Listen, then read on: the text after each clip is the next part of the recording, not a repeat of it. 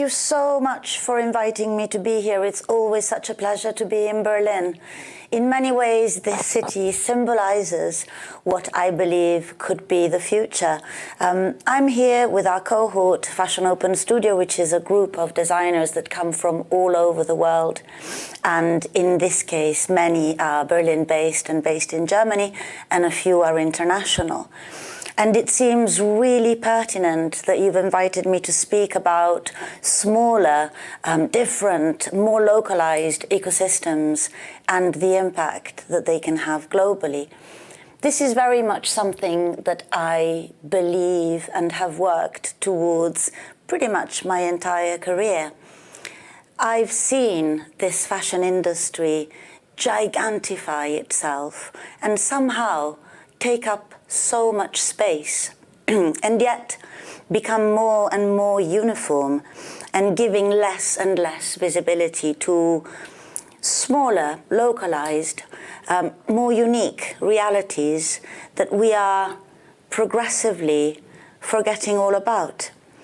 So, as Max explained, my name is Orsola. I work for an organization which I founded called Fashion Revolution, which is now one of the biggest fashion activism movements in the world. And our German team is amazing, and I thank them all for their really incredible work. And Fashion Revolution is distinct because of the fact that we have over 90 country coordinators all over the world. And without them, we really wouldn't know what fashion needs. We have become so accustomed to interpreting fashion and clothing as what we see on our high streets.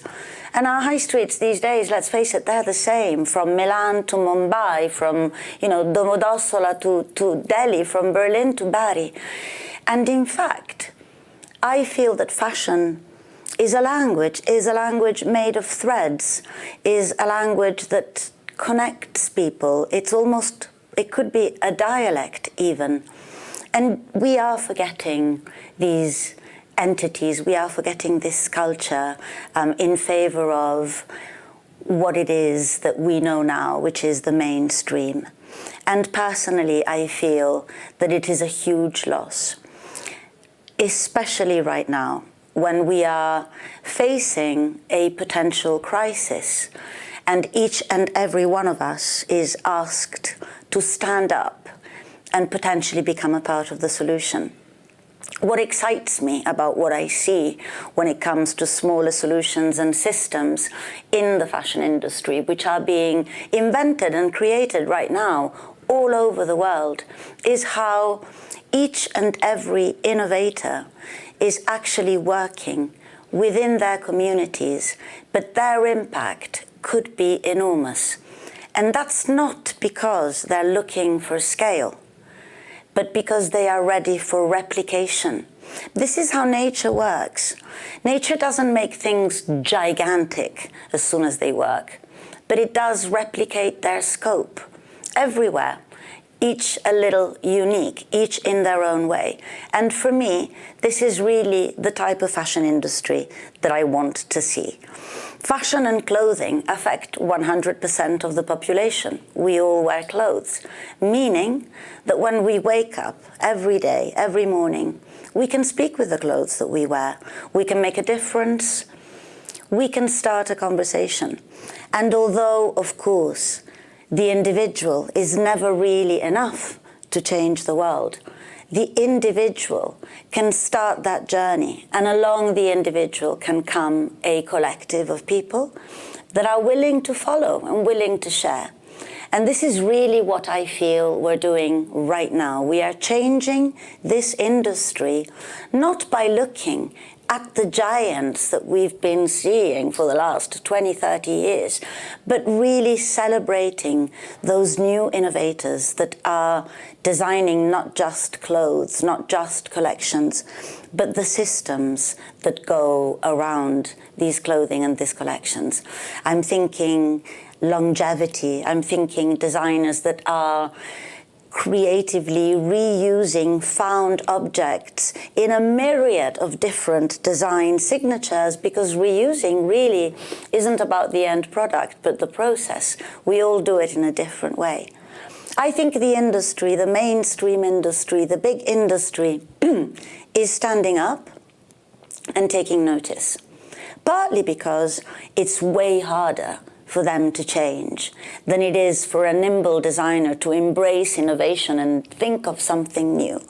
But also because in an age of social media, and after the relentless globalization that we have witnessed over the past 20, 30 years, maybe we are looking for a new individualism and taking solace in things that we recognize. I embrace the young fashion open studio designers that are mixing both technology with ancient crafts. I adore the kind of moving back, to looking back to move forward. I believe that technology, if it marries our instincts, it really can be a very powerful instrument of change. But above all, I believe that these young creators, these local systems, these smaller realities are engaging so deeply with their customers and encouraging a very different way of thinking about the clothes that we wear, and a different curiosity.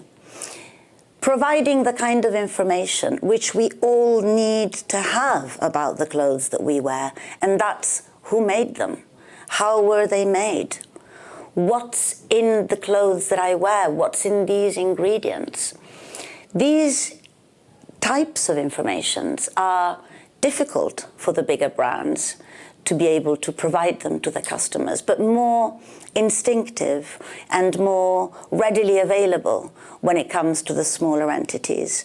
And this is a helpful process because at the end of the day, we all need to develop different habits.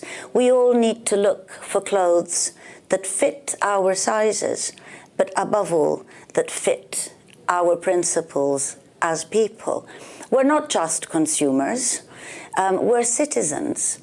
And the clothes that we wear is part of the interaction. It's part of our communities. And this is what I feel we should be looking back towards, looking at the future. When I moved to London in the 1980s, you could recognize an Italian down a mile. And yet nowadays, we're all dressed the same. We all buy from the same brands which are on the same streets.